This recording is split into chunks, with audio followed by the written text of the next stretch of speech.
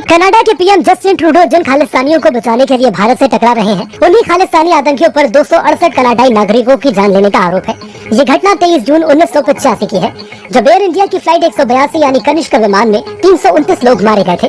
दरअसल 22 जून 1985 के कनाडा के वैंकूवर शहर से टोरंटो जाने वाली फ्लाइट में मनजीत सिंह नाम के एक शख्स ने सूटकेस भेजा। उसकी गुजारिश थी कि सूटकेस को टोरंटो से भारत जाने वाली फ्लाइट 182 में भेज दिया जाए। किसी को भी इस बात की भनक नहीं थी कि ये सूटकेस उनकी मौत का जिम्मेदार होगा। ना तो मंजीत के सूटकेस की जांच वैंकूवर में की गई और ना ही टोरंटो में। विमान ने 22 और 23 जून की रात उड़ान भरी। इस फ्लाइट में 307 यात्री और 22 क्रू मेंबर सवार थे। प्लेन लंदन के हिथ्रो हवाई अड्डे से करीब 45 मिनट की दूरी पर था, तभी अचानक रडार से गायब हो गया। कुछ देर बाद पता चला कि इस विमान का मलबा अटलांटिक महासागर में है। जांच में पता चला कि विमान में तेज धमाका हुआ और विमान आग के गोले में बदल गया। इसमें सवार कोई यात्री जिंदा नहीं बच पाया। इस घटना का मास्टरमाइंड बब्बर खालसा इंटरनेशनल के नेता तलविंदर सिंह परमार और इंद्रजीत सिंह रियात को बताया गया था। 8 नवंबर 1985 को तलविंदर परमार को गिरफ्तार कर लिया गया। दूसरे आरोपी इंद्रजीत को फरवरी 1988 में ब्रिटेन से गिरफ्तार किया गया। साल 1952 में मुंबई में पुलिस मुठभेड़ में परमार की मौत हो गई थी। तो नमस्कार साथियों, आपने वीडियो देखा। इस वीडियो में आपको क्या समझ में आता है? खालिस्तान इंडिया के लिए तो इतना नहीं है। इंडिया में खालिस्तान वाले इंडिया में कुछ नहीं कर सकते। वो ठीक है, कुत्ता देखा आपने, वो दूर से भौंकता रहता है, जब शेर नजदीक जाता है तो भाग जाता है, वो सच्चाई ये है। लेकिन ये जो खालिस्तानी है ना भाई साहब, ये आपको, आप यकीन मारिए, इंडिया के लिए नहीं है, ये सिर्फ कनाडा के लिए भी खतरा है। क्योंकि 38 साल पुराना जो जहाज था ना, उसमें कनाडा के लगभग 250 से ऊपर थे कनेडियन नागरिक मारे गए थे, जिसमें एक को कनाडा ने गिरफ्तार किया, दूसरा बंदा बॉम्बे में बॉम्बे पुलिस के सामने आतंकवादी उसको ढेर किया गया था। लेकिन यहाँ पे हम बात करेंगे कि कनाडा की औकात। जी हाँ, ये 100% राइट इंफॉर्मेशन है कि कनाडा चाहकर भी इंडिया के साथ में अगर ये कर रहा है ना, जैसे पाकिस्तान ने किया, क्या हाल हुआ अभी इंडिया के साथ। इंडिया, ये अपना कोई ईगो नहीं है, कोई ये नहीं कि हम कोई घमंड से बोल रहे हैं, ये रियल फैक्ट पे हम बात कर रहे हैं। ये देख सकते हैं, ये न्यूज है इसमें कि भैया भारतीयों का दबदबा कनाडा में कितना है और कनाडा सरकार इंडियन लोगों से कितना पैसा कमाती है। इस पे हम विस्तार से बात करेंगे। आप देखिए, हालांकि सबसे पहले बता दूं तो आंकी पन्नू ने कनाडा में नसीहत दी थी ना कि भैया यहाँ नफरत फैलाने वालों, जो हिंदुओं की जगह नहीं है, यहाँ पे सिर्फ वही सिख रहेंगे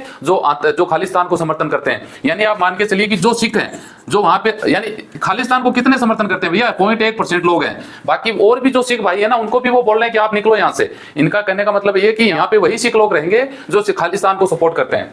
अब जो सिख लोग भाई, जो सिख भाई हैं, जो सरदार भाई हैं, वो खालिस्तान को सपोर्ट नहीं करते। इसका मतलब वो भी कनाडा से निकलो, हिंदू भी निकलो। तो इसके ऊपर दबाव पड़ा कनाडा पे। तो आंकी पन्नू को कनाडा ने नसीहत दी है कि यहाँ नफरत फैलाने की जगह नहीं है और यहाँ पे हिंदुओं को भारत में लौटने की धमकी दी थी। हालांकि ये तो एक फॉर्मेलिटी है भैया, उन्होंने मना किया कि ऐसी भाषणबाजी हमारे देश में मत करना। लेकिन चलिए छोड़िए, इस पे देखो, कनाडा की औकात की बात करें तो देख लो भैया, डिप्लोमेटिक स्ट्राइक तो इंडिया ने उसके ऊपर करी थी कनाडा के, नो डाउट।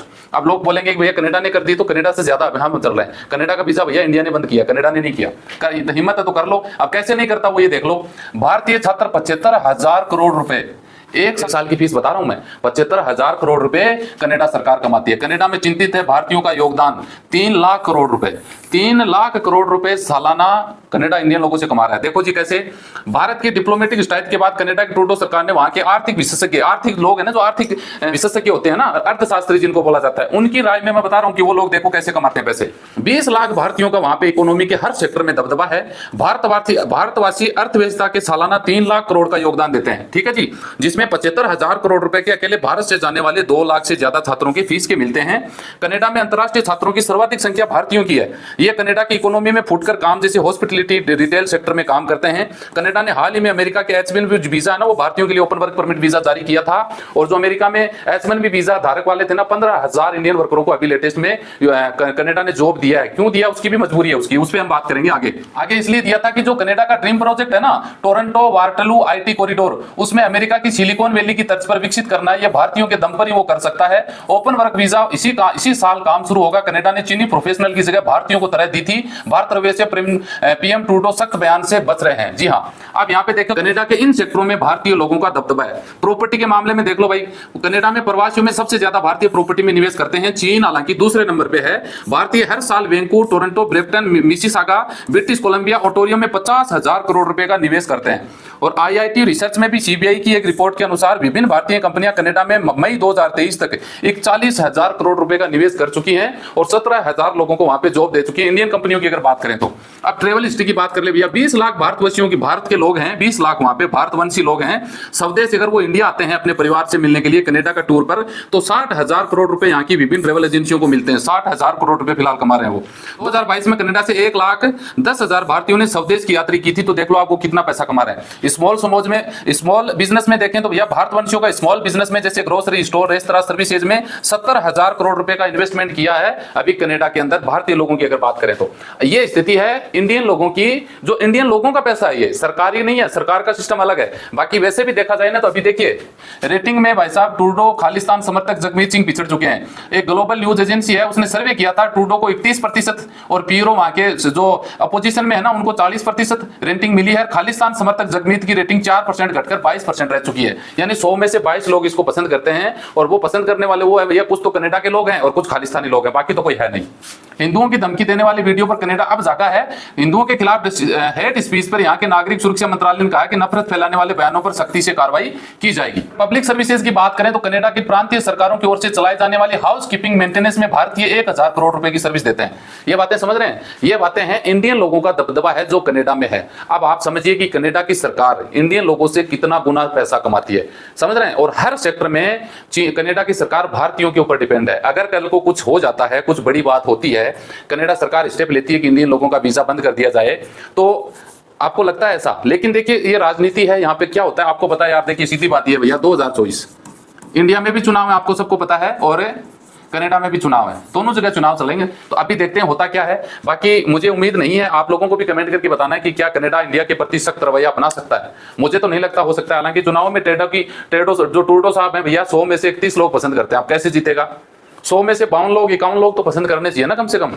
100 में से 51 हो गए तभी तो जीतेगा ना ये।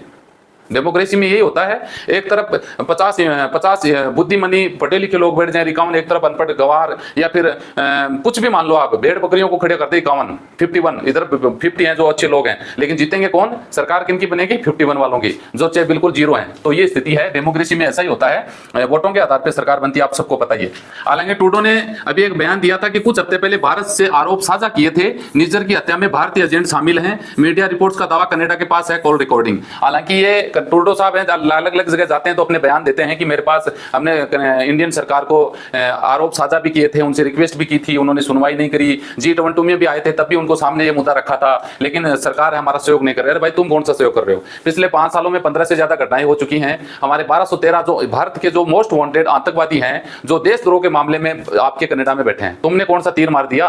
तेरा एक निजर मर गया तो तू बौखला गया, इंटरनेशनल स्तर पे भारत से पंगा ले रहा है, और यहाँ पे हमारे इंडिया में कांड कर करके देश के खिलाफ में गतिविधि चला के तेरे देश में जाके शरण ले रहे हैं, तो उनको नागरिकता दे रहा है। तुझे क्या हुआ? निजर कौन था? सन 1990 के करीब ये बंदा, एक मामूली आदमी जो भाग के इनडायरेक्टली कनाडा पहुंच गया, वहां पे एक लड़की से शादी करके इसने सिटीजनशिप ले ली। इनकी कोई योग्यता के आधार पे सिटीजनशिप मिली है क्या इनको? आप देखना जितने भी खालिस्तानी लोग हैं, सिटीजनशिप उनको कैसे मिली है, उनको पीआर कैसे मिला है, आप खुद उनके बारे में सर्च करना।